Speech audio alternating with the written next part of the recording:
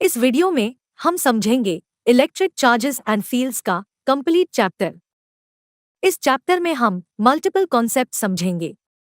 हर एक टॉपिक के लिए डिस्क्रिप्शन में टाइमलाइन मेंशन कर दिया गया है। Coulomb's law.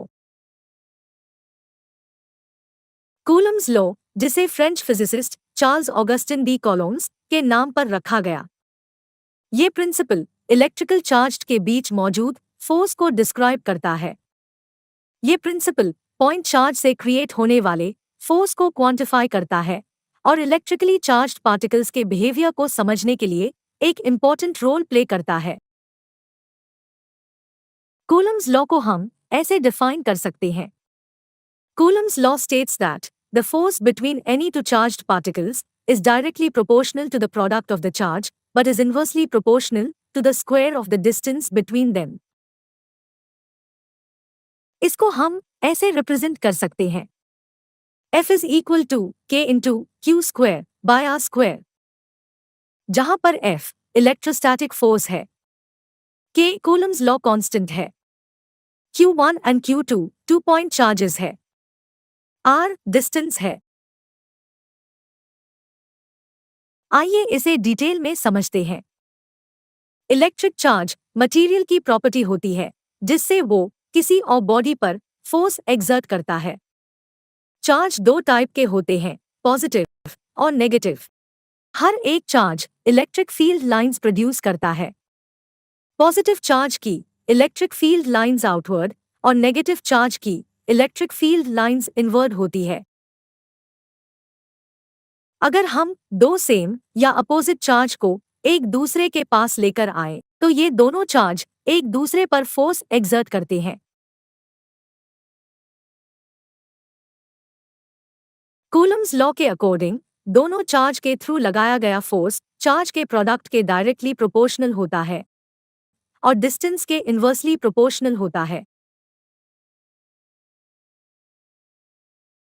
इसका मतलब अगर हम चार्ज की वैल्यू को इंक्रीज करें तो फोर्स की क्वांटिटी इंक्रीज होगी, और अगर हम डिस्टेंस को इंक्रीज करें तो फोर्स की क्वांटिटी डिक्रीज होगी। सेम चार्ज में रिपल्सिव फोर्स और डिफरेंट चार्ज में अट्रैक्टिव फोर्स होता है। Superposition principle. Superposition principle physics का एक फंडामेंटल कॉन्सेप्ट है जो वेव थ्योरी और क्वांटम मैकेनिक्स की फील्ड में यूज होता है।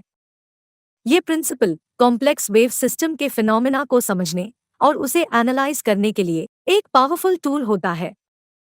ये हमें समझाने में मदद करता है कि वेव कैसे इंटरैक्ट होती है और कॉम्प्लेक्स सिस्टम में कैसे कंबाइन करती है।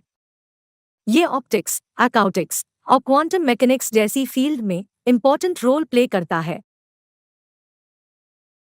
जैसा कि हम देख सकते हैं, एक टेस्ट चार्ज 3 डायमेंशन स्पेस में नंबर्स ऑफ चार्जेस से सराउंडेड है। इन सभी पर पॉजिटिव चार्ज है। टेस्ट चार्ज किसी अदर चार्ज पर फोर्स एक्सर्ट नहीं करता। बाकी अदर चार्ज टेस्ट चार्ज पर फोर्स एक्सर्ट करते हैं।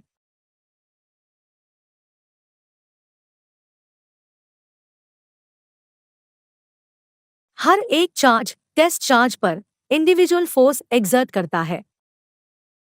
टेस्ट चार्ज पर जो टोटल फोर्स होता है इंडिविजुअल चार्जेस के लगाए गए फोर्स के वेक्टर सम के बराबर होता है।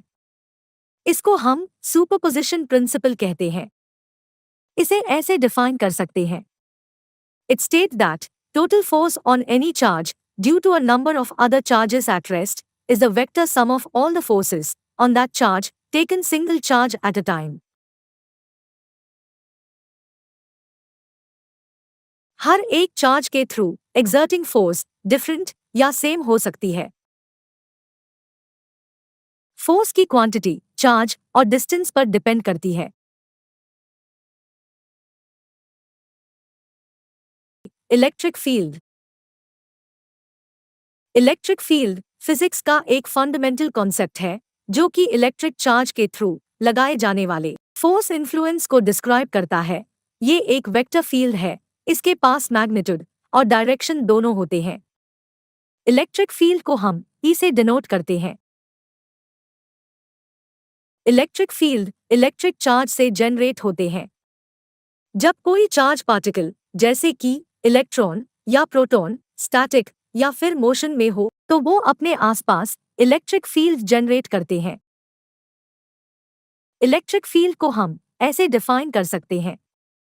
The electric field at a particular point in space is defined as the force experienced by a positive test charge placed at that point divided by the magnitude of the test charge. इसको हम capital E से represent करते हैं जिसकी value F/Q होती है, जहां पर E इलेक्ट्रिक फील्ड है, F फोर्स है और Q चार्ज है। इलेक्ट्रिक फील्ड की SI यूनिट वोल्ट्स पर मीटर होती है। आइए इसे डिटेल में समझते हैं। इलेक्ट्रिक चार्ज दो टाइप के होते हैं, नेगेटिव और पॉजिटिव। हर charge electric field lines produce करता है। ये electric field lines certain distance तक एक्सपैंड करती हैं। इस डिस्टेंस तक ये किसी और चार्ज पर फोर्स एक्सर्ट करती है। ये 3 डायमेंशन स्पेस जिसके अराउंड कोई अदर चार्ज फोर्स फील करे उस 3 डायमेंशनल स्पेस को इलेक्ट्रिक फील्ड कहते हैं। अगर हम इस इलेक्ट्रिक फील्ड में किसी टेस्ट चार्ज को लाएं तो इस टेस्ट चार्ज पर फोर्स एक्सर्ट होता है जो कि पॉजिटिव चार्ज के थ्रू लगाया जाता है।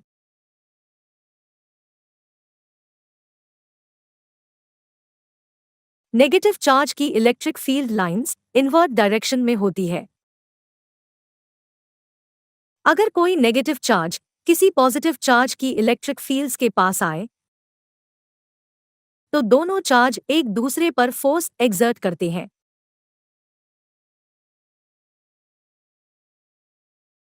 इलेक्ट्रिक फील्ड की स्ट्रेंथ चार्ज की क्वांटिटी पर डिपेंड करती है और चार्जेस के बीच फोर्स रिपल्सिव या अट्रैक्टिव होगी, ये नेचर ऑफ चार्ज पर डिपेंड करती है।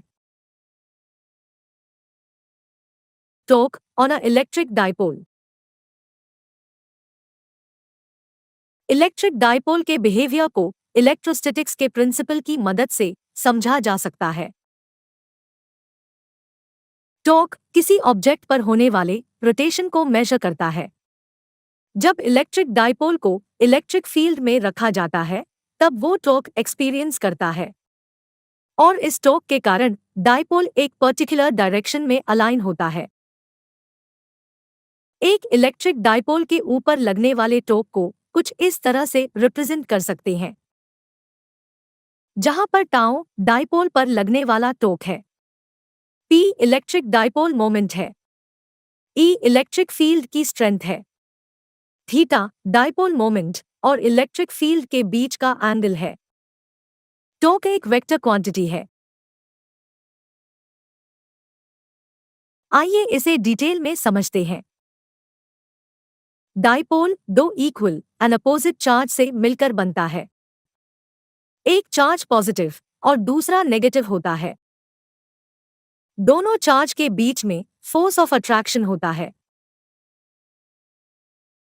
दोनों चार्ज को अगर कुछ डिस्टेंस पर सेपरेट रखा जाए तो इस तरह के चार्ज कॉम्बिनेशन को इलेक्ट्रिक डाइपोल कहते हैं। अगर इस डाइपोल को यूनिफॉर्म इलेक्ट्रिक फील्ड में रखें तो इसके नेगेटिव चार्ज और पॉजिटिव चार्ज पर फोर्स एक्सर्ट होता है। ये फोर्स इलेक्ट्रिक फील्ड की वजह से होता है।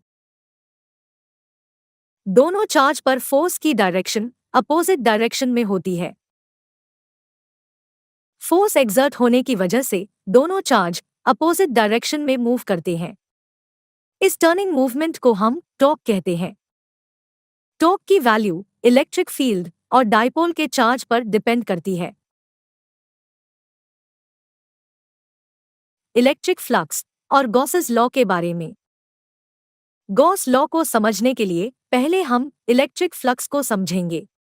चलिए अब समझते हैं इलेक्ट्रिक फ्लक्स के बारे में। Electric flux is the total number of electric field lines crossing through given surface area. किसी सरफेस से पास होने वाली इलेक्ट्रिक फील्ड लाइंस का टोटल सम इलेक्ट्रिक फ्लक्स कहलाता है। एनिमेशन में हम देखते हैं कि कुछ इलेक्ट्रिक फील्ड लाइंस एक रेक्टेंगल सरफेस से पास हो रही है, जो कि एक ओपन एरिया है। हम इस रेक्टेंगल एरिया को छोटे छोटे स्मॉल एरिया में डिवाइड करते हैं और हर एक का साइज dA मान लेते हैं। dA को हम डिफरेंशियल एरिया कहते हैं। अब हम dA के परपेंडिकुलर एक वेक्टर लेते हैं, जिसे हम एरिया वेक्टर कहते हैं। इस एरिया वेक्टर का मैग्नीट्यूड dA होता है। dA से पास होने वाली इलेक्ट्रिक फ्लक्स को हम d phi से डिनोट करते हैं और इसे डिफरेंशियल ऑफ फ्लक्स भी कहते हैं। Differential of flux electric field और एरिया वेक्टर के डॉट प्रोडक्ट के बराबर होता है। d phi को सिंप्लीफाई करने पर हमें कोस एंगल मिलता है, जो कि इलेक्ट्रिक फील्ड और एरिया वेक्टर के बीच का एंगल है। टोटल फ्लक्स d phi के इंटीग्रल के बराबर होता है या इलेक्ट्रिक फील्ड और एरिया वेक्टर के इंटीग्रल के बराबर होता है। चलिए अब देखते हैं कि इलेक्ट्रिक फ्लक्स गॉस लॉ से कैसे रिलेट करता है। एनिमेशन में हम देखते हैं कि एक पॉजिटिव चार्ज को एक स्फीयर के सेंटर में प्लेस किया गया है। इस स्फीयर का रेडियस r माना गया है। अब हम इस स्फीयर पे एक स्मॉल एरिया dA कंसीडर करते हैं। ये एरिया वेक्टर सरफेस के परपेंडिकुलर है, साथ ही सरफेस के आउटवर्ड है। इलेक्ट्रिक फील्ड जो चार्ज के थ्रू जनरेट हो रही है, वो भी आउटवर्ड है।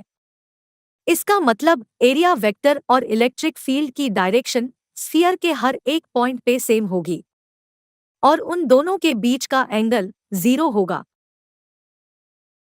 अब जैसा कि हम जानते हैं, कोस 0 1 होता है और इस वैल्यू को फ्लक्स के फॉर्मूले में पुट करें तो फ्लक्स की वैल्यू इलेक्ट्रिक फील्ड और dA के इंटीग्रल के बराबर होगी। क्योंकि इलेक्ट्रिक फील्ड स्फीयर के हर एक पॉइंट पे सेम ही है, इसलिए हम इसे कांस्टेंट टर्म मान सकते हैं। और अब dA का इंटीग्रेशन करें तो हमें स्फीयर का सरफेस एरिया मिलता है, जो कि 4 pi r² होता है। एरिया की वैल्यू पुट करने पर फ्लक्स की वैल्यू E 4 pi r² होगी। अब अगर हम इस फ्लक्स में इलेक्ट्रिक फील्ड की वैल्यू को पुट करें तो हमें टोटल फ्लक्स मिलता है, जो कि Q divided by epsilon not के बराबर है, जिसमें एप्सिलॉन नॉट फ्री स्पेस की इलेक्ट्रिकल परमिटिविटी है।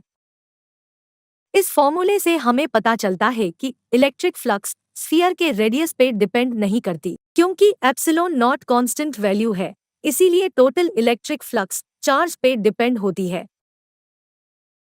इसी इक्वेशन को हम गॉस लॉ कहते हैं और इस इक्वेशन से गॉस लॉ कुछ इस तरह डिफाइन करेंगे। Gauss law state that the electric flux going through a closed surface is the sum of all charges q inside the closest surface divided by permittivity of free space epsilon naught. Thanks for watching. If you like this video, please like and subscribe our channel.